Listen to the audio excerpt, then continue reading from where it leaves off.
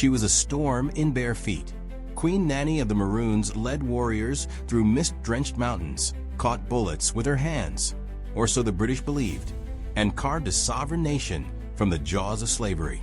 No portrait survives, yet her face is everywhere. They tried to erase her. She became a myth.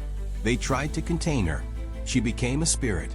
This is not just the story of Jamaica's only national heroine.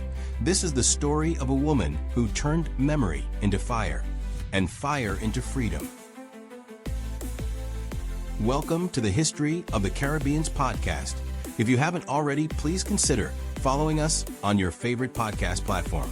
Today, we present to you Nanny of the Maroons, A Journey Through Time, Episode 1. Let's dive into this thrilling narrative together.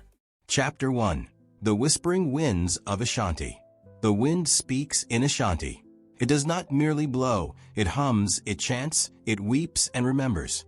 Long before the name Nanny would ever reach the trembling lips of British soldiers or echo through the stone halls of Jamaican colonial courts, it danced across the red soil of West Africa, whispering to the trees and the children alike. Rise, child. You were born for something more. Nanny's story does not begin with war. It begins with a silence so deep it wrapped the forests like a secret. It begins in the womb of the Ashanti Empire, among golden tapestries and scarified cheeks, where the women bore not just children, but empires. Her name before the ships is lost to history, perhaps whispered now only by spirits, but she was born into a people who did not kneel. The Ashanti were not strangers to warfare.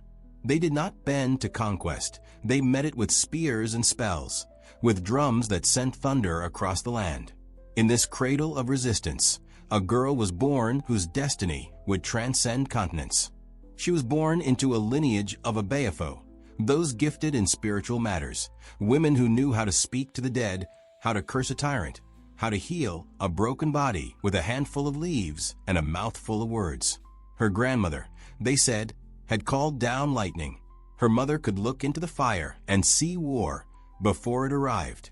From her first steps, the child watched the women in her village walk as if they were queens, laugh as if no man could touch them, and fight as if death itself was a nuisance. From them, she learned to gather herbs before dawn, to whisper to trees, to chant while pounding yams, and to listen.